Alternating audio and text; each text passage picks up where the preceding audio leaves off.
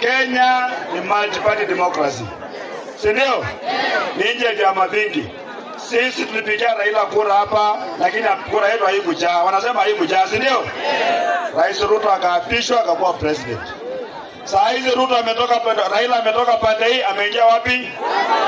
Ameenda kwa Ruto. Sasa serikali na upinzani imekuwa kitu kimoja, mwananchi hana mtu wa kumsimamia tena. Mimi naambia Raila wewe. Au toka kwa serikali huko. Kama Rais Ruto ameshindwa kuongoza Kenya, sio jukumu lako kumsaidia. Jukumu lako ni kupanga serikali mbadala. Lakini kuna sema naingia kwa serikali kwenda kutekeleza mambo ambayo yameshindwa rais, maana haishindikani hiyo maneno, tunajidanganya bure. Serikali walikuwa wamesema hata kitambulisho. Hadi kitambulisho inakaa miaka 10, alafu inafanya nini? Hadi expire. Wanatafuta ingine. Hadi wanatafuta ushuru kupitia kwa vitambulisho. Hiyo mambo ya kusema kitambulisho ina expire, hiyo ni yenu. Umeelewana?